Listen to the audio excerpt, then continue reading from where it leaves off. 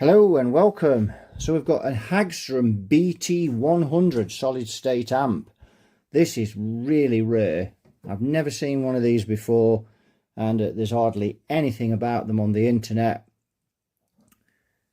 And we're going to have a look at it. And I bought this off eBay. It was just so rare, and I saw it and I thought, we've got to have that for the channel.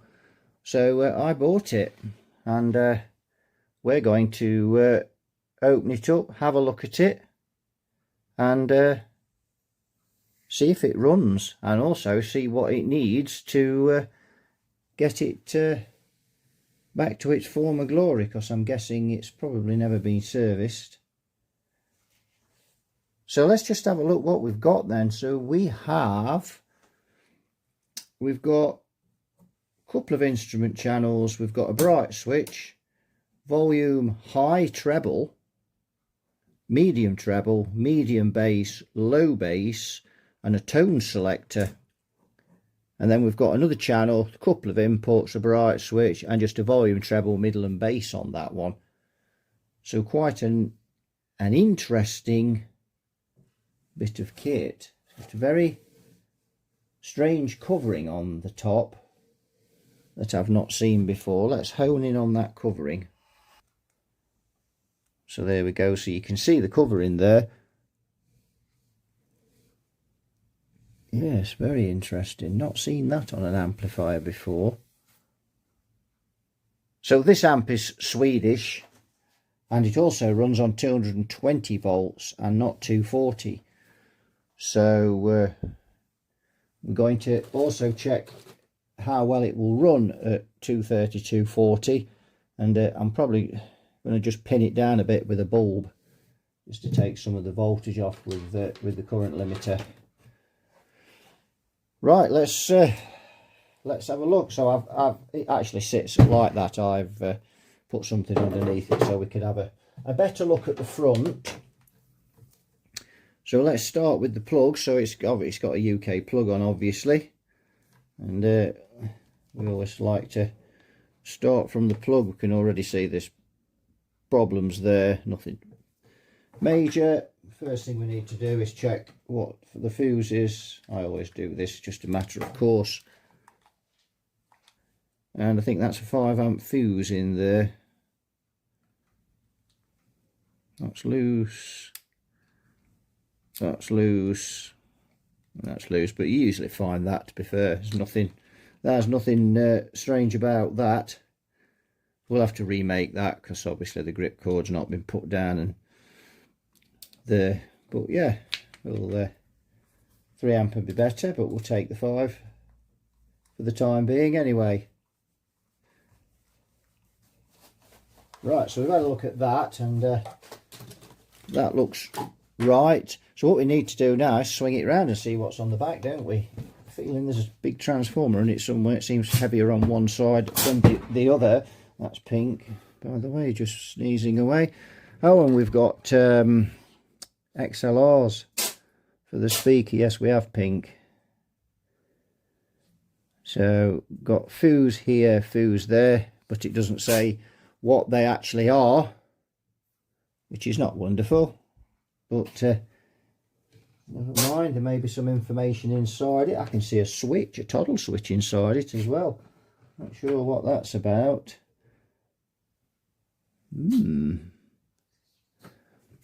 Right, let's get this back panel off. I want to fire this amp up, and I'm going to put a meter on the speaker outputs just to see if there's any DC on there before we plug it into a speaker, because that wouldn't be very good. Right, so here's the back plate, back panel, and that must have been shiny chrome at one time, or metal, I don't know, but it's got a bit of rust on it there. It looks like something out of a church, that does. Right, so let's peep inside it and see what we can see. I can see 3 capacitors in there, rather large caps. Yeah, Very interesting. Output transistors must be on the back of there. We don't know what that switch is for, and I think we'll just get this out of the case. Not sure what's been going off here. Couple of screws, bolts missing, and we've got these slot bolts. My God, they're tight. Thought I'd just try with that screwdriver, but no, they're very tight. So let's see what these are about then. I hate slots. Yeah, it's a bolt there. Obviously that doesn't fit. It does fit, but don't know. This appears to be some bolts missing out of there. Anyway, we'll get the others out. So the first thing we see is these output packages here, and that that's SI 1050GH, made in Japan. That's more along the lines of hi-fi. We've got a pair of those. Let's hope those aren't blown. Well, it will be a very expensive repair. My word, look at that.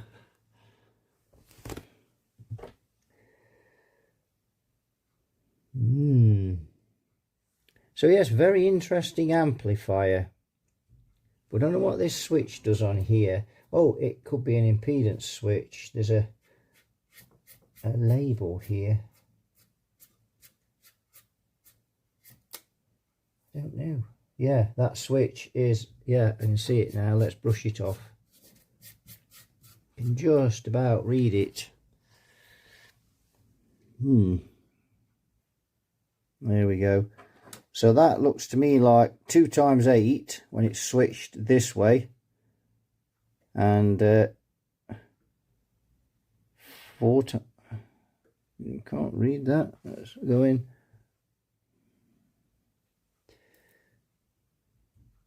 1 times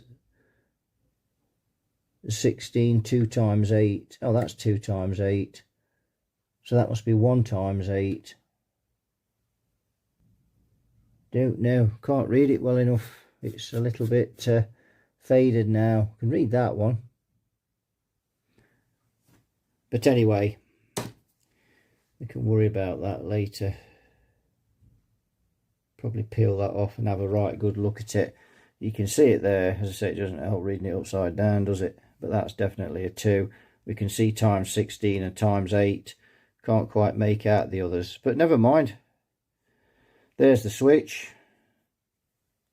And you can see, oh dear, you can see if we look, just focus in there, you can see where I've run my finger through there, so you can just see how much rust and gunge is on there. Right, so let's just pull it this way a little. So you can see we've got a beast of a transformer, and that says Tufvassons, TUFVASSONS.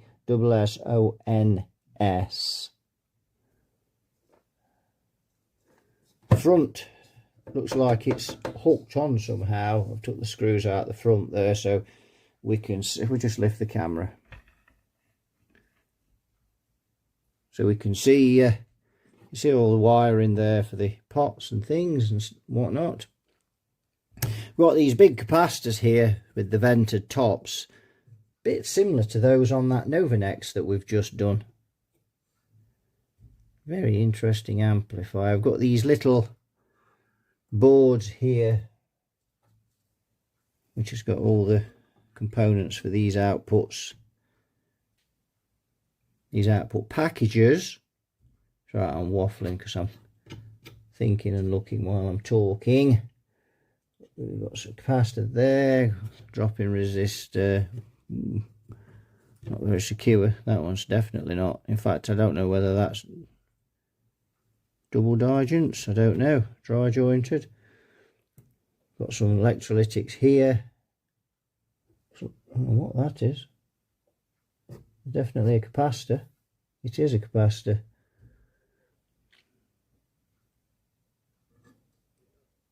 Got some I don't know whether they're inductors or some kind of wound coil. Anyway, they probably will be something to do maybe with either this tone switch or the EQ on that channel there.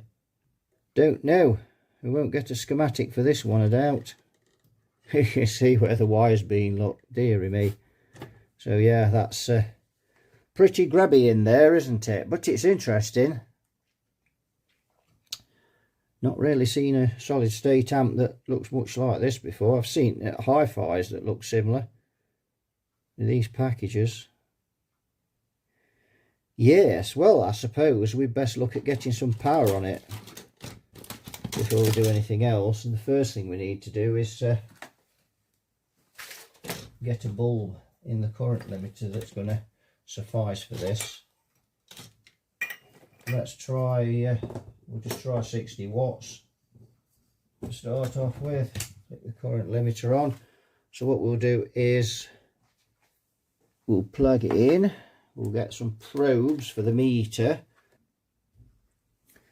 Right, shall we plug in then and see what happens?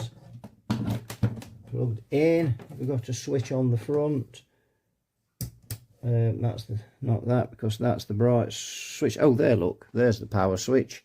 Let's see. Bulb. It's drawing 120 milliamps. We've got a bit of DC voltage on there, but that could be. Let's just put this meter up so we can see it better. There we go. But you see that's gradually coming off there now. And as the voltage rises, it should do. Let's put another 40 in. Yeah. Bring the voltage up, and you can see now that is going a little bit on there though, because we're at 214 volts. Remember, this amp runs at 220 volts technically, but it is dropping off now, and it will as it starts to warm up. 224 volts we've got, and so if we look up there, just look across, you can see we've got 224 volts going in, and it's drawing 190 milliamps, so not excessive. And we've got about 300 millivolts there, so a little bit there. Don't know whether we've got a DC offset control for it, but there is 1/4 of a volt. Let's try the other one. And that one's got less on there. Oh, actually, that's negative, isn't it? Swing them around. Yeah, of course, got those back to front. Duh.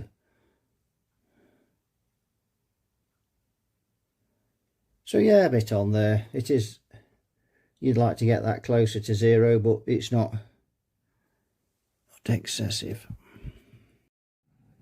Right, we've got it running with a speaker on it, and we're just going to try the signal generator through it.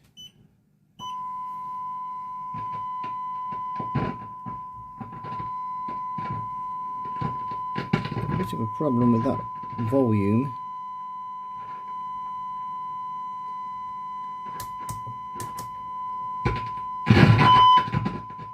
Wowee. He's got some gumption in him, hasn't he? Let's go down to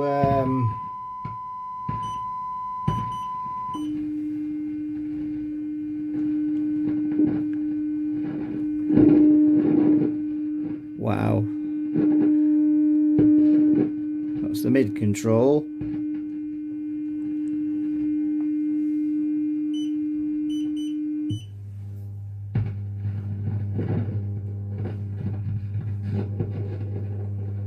That's medium bass, weird,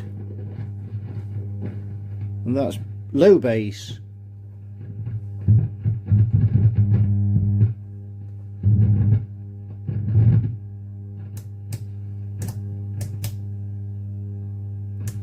sure what that's doing.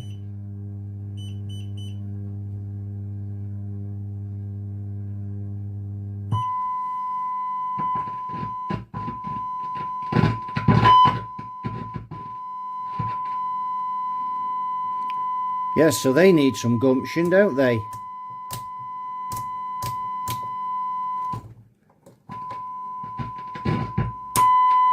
Well, bro,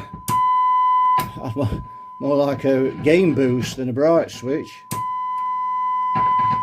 My word. Let's flick into the other channel, see what that's offering us. Nothing. Oh, well, the volume's there, of course. Oh dear.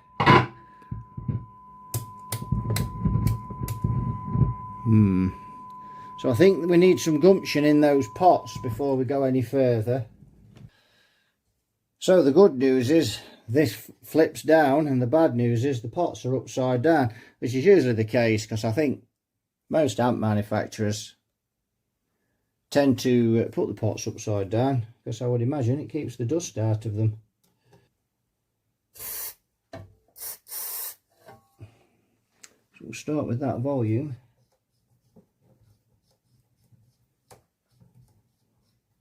Can't really see what I'm doing there, can you?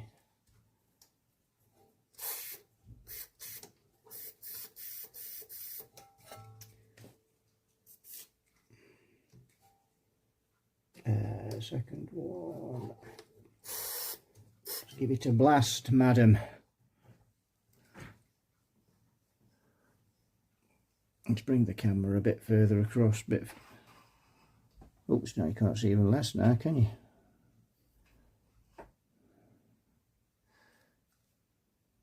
So you can just about see there what I'm doing. Go to the third one. Give him a blast of gumption. Clean off all the mess. The wires, we don't want that all over them. Before it drops, covered in dust, and then it's all gooey and messy.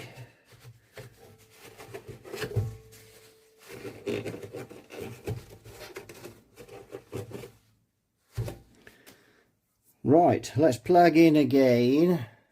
Camera is drifting again, this gimbal. I don't know why. Sometimes it does, sometimes it doesn't. It's very annoying.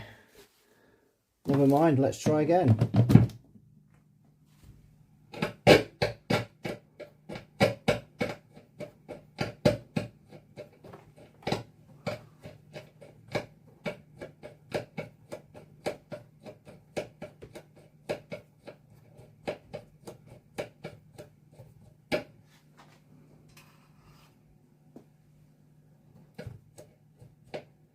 Things are sounding a little better as well.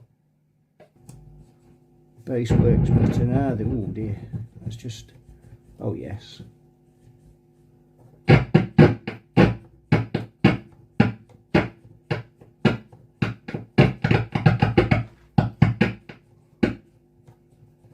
better. I think we'll just unplug and give him a bit of a swage first before we he's in a bit of a bad state, that one. Here's my word, he's in a bad way. He needs more gumption. He does.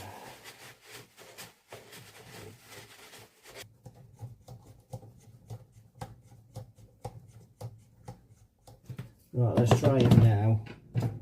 Oh yes, a little bit.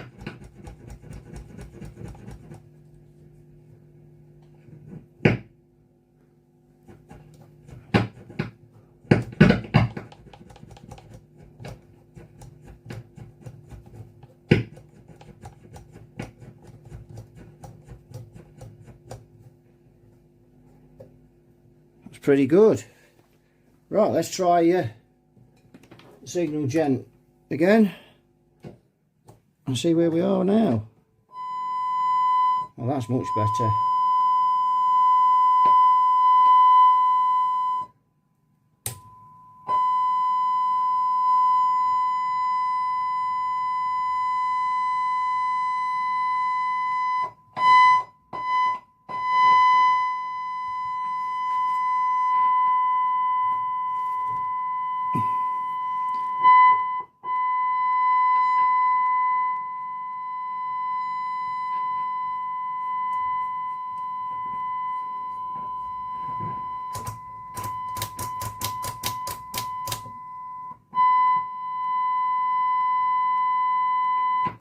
And the other channel.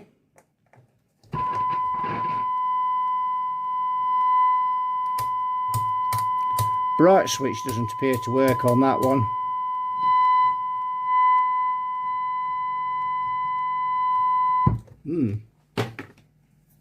Enough of that wafflage. Let's get the guitar through it.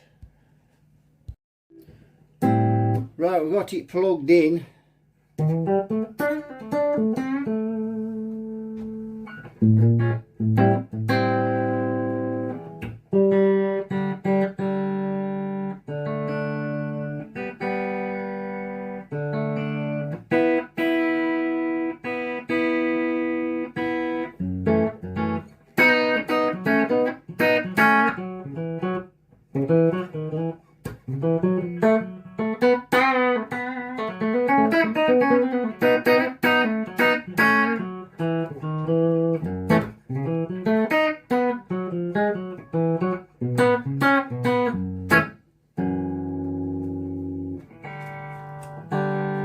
So this is the medium treble.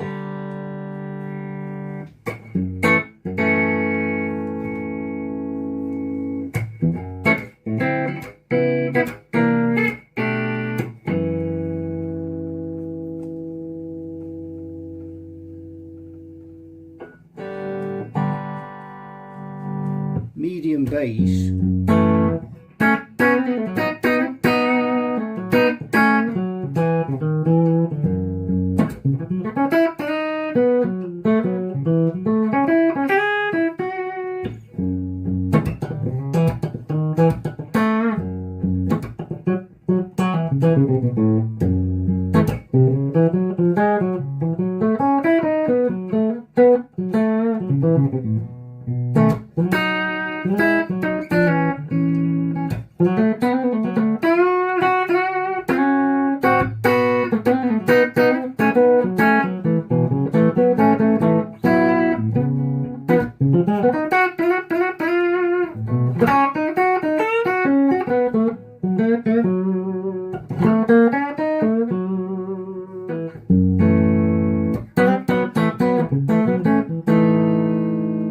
Feels very compressed when I'm playing it. See what this does.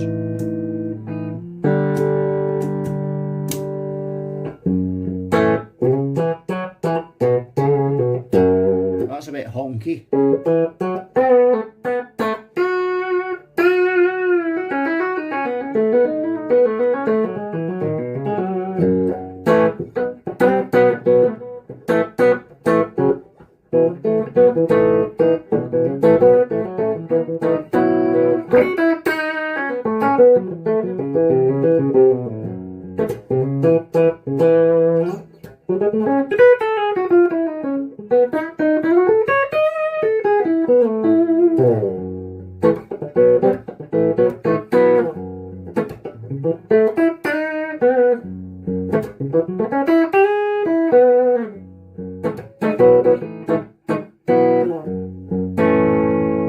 It's a bit distorted.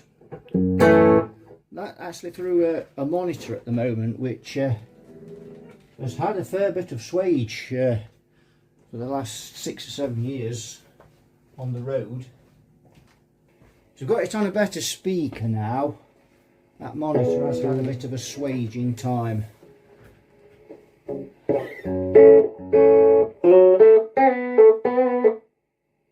You can hear there's a bit of frying going on there. So there's a fair chance there may be a transistor or two there on the preamp section. I do see some transistors, maybe just getting a little bit noisy. That's very honky with that medium, oh sorry, on that tone selection there. Let's go on to the second setting.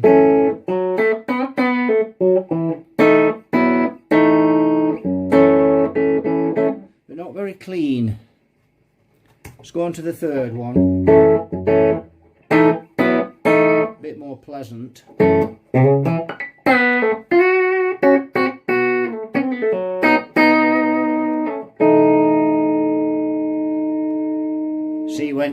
play the notes, listen to the fall off.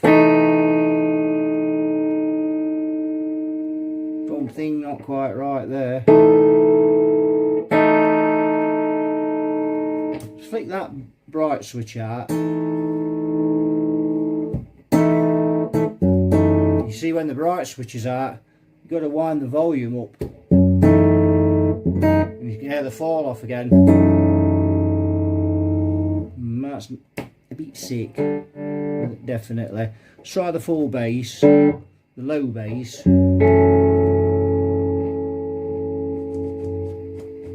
mean, these pots obviously are very grubby.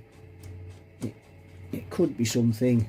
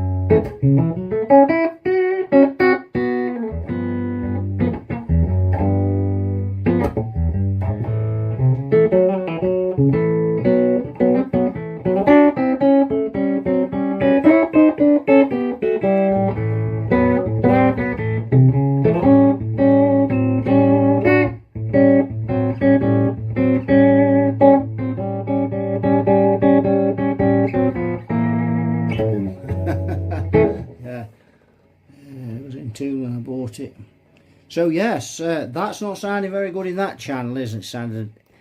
It's sounding a little sick. So let's see what it's like in this channel.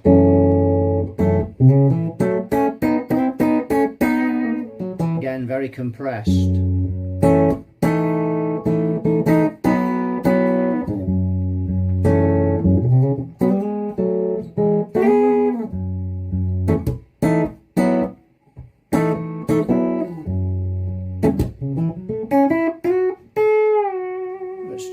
Alter some of the controls on there.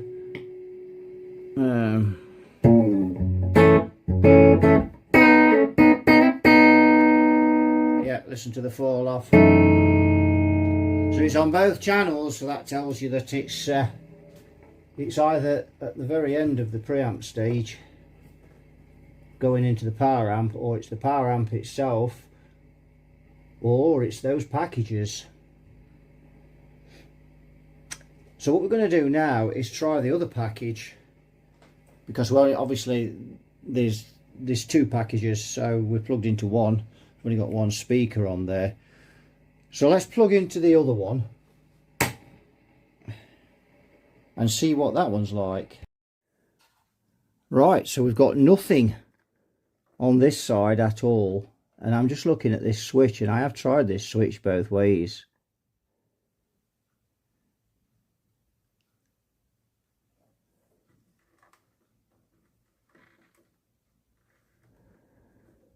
On here, just looking to see if there's any wires come adrift or anything.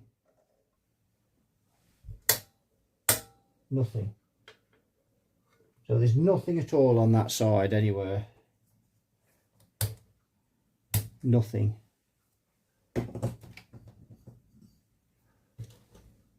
Not a bean.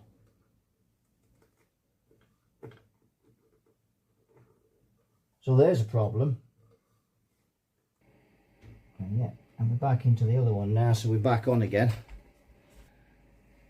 So it is very sick, this amplifier. Is it worth repairing?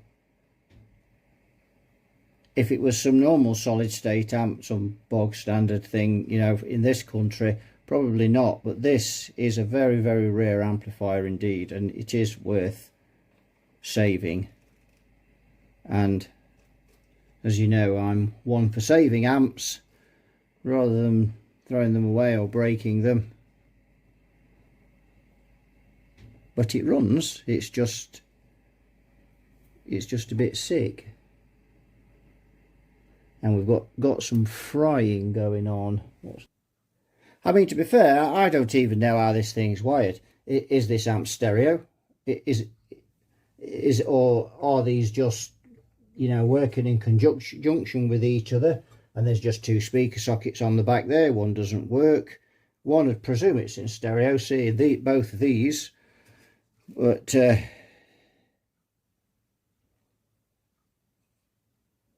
as I say, we know nothing about it.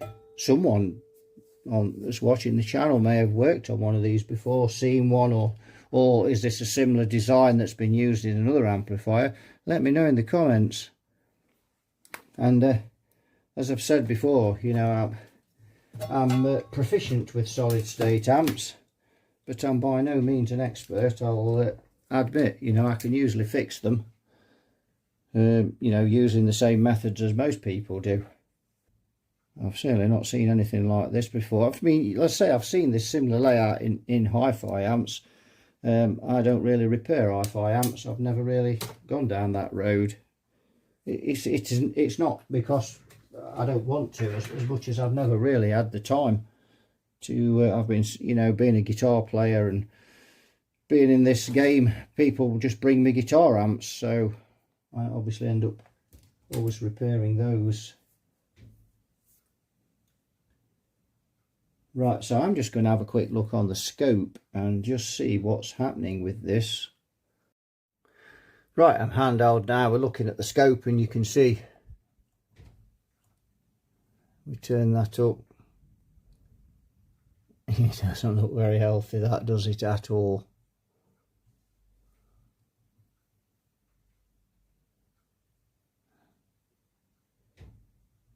You see we chopped off at the top there. We've got crossover distortion. That's the bright switch out, bright switch in.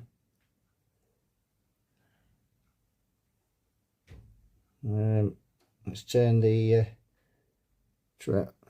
what's that? Middle treble up. Not doing a lot. So that's the middle bass out. So that's causing some swage. That's flat out.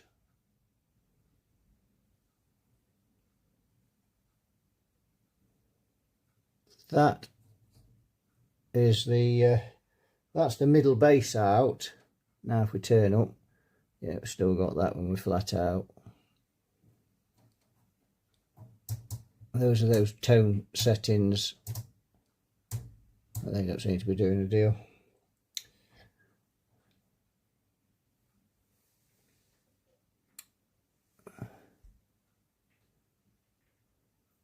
So yes, some hefty crossover distortion in there, and when we put this middle bass in, that really gets, yes, it doesn't like that much. Let's just turn that down.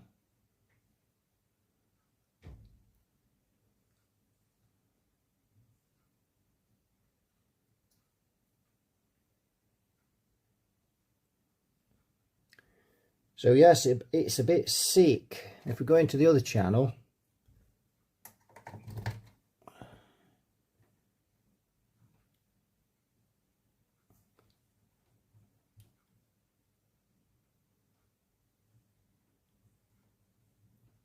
yes, that's the treble up, and that's the treble down. Yes, that doesn't look very healthy. Right, there we go then. So had a good look at that, and yes, we've got some real problems with this amp. So let's just have a bit of a recap then of, pardon the pun, of what it needs really. So we need to get all this rust off it, which is not a massive job.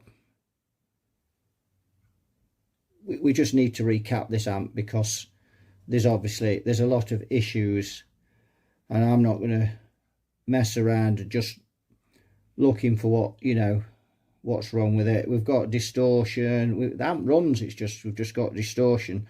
So we've got distortion in both channels, so it's more than likely going to be something on this board, or on the power amp section on this board, or something right at the end of this board where these channels must mix in somewhere.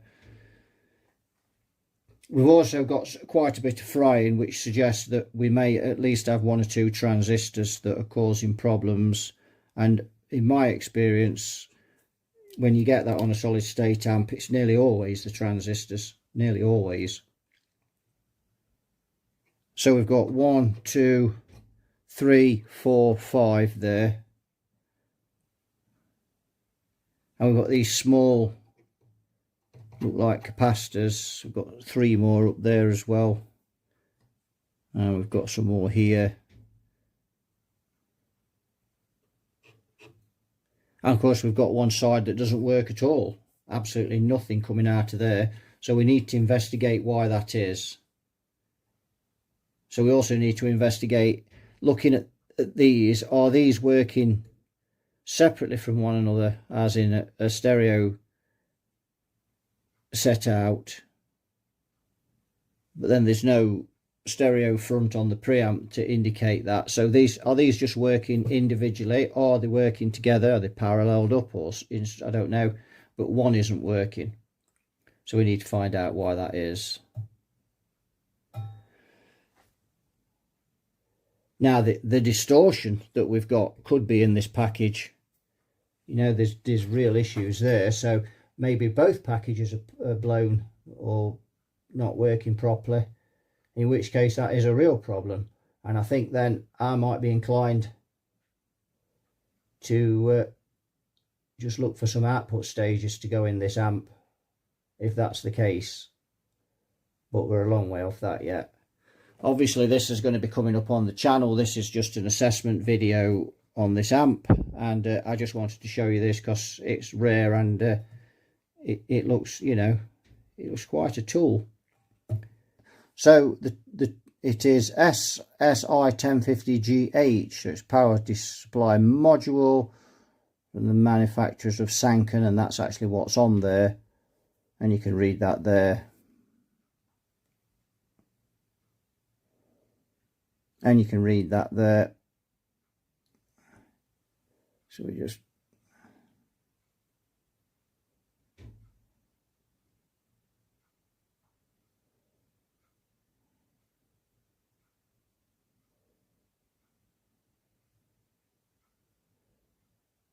so yes, that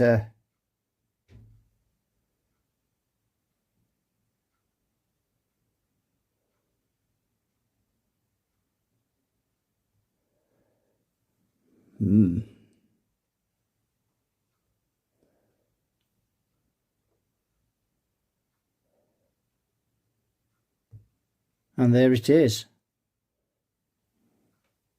Visit.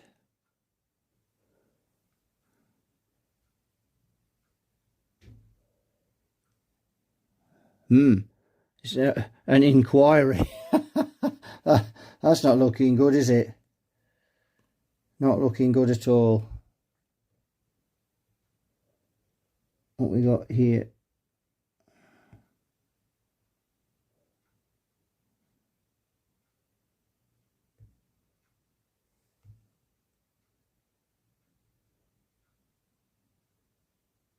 Probably can't even get these now. Let's try eBay. There's supposed to be a fake one on there. See what comes up. Well, that's a £65, £68 located in China. So I think we can we can safely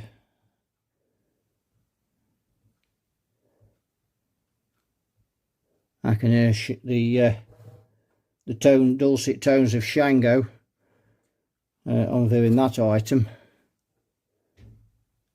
So that's £68.38 with £13.20 delivery. I mean, I suppose it could be the real thing. So let's hope those aren't blown, madam, like Mrs. Blenkinsop's TV, or they're going to be a real problem. And we'll be having to take some steps to modify the output stage of this amp. So I think that'll do it for this one. There's not much more we can do with this really. We've had a bit of a look at it. Let's flick the light back on. And it's very sick. But it is a very rare amp and it just looks cool. As soon as I saw this amp I thought that just looks cool. That'll be good for the channel. I'm sure we can do something with it. We've resurrected worse than this, haven't we? So, yes. So that'll do it for this one. So thanks for watching. You all take care, and I'll see you all in the next one. Bye-bye for now.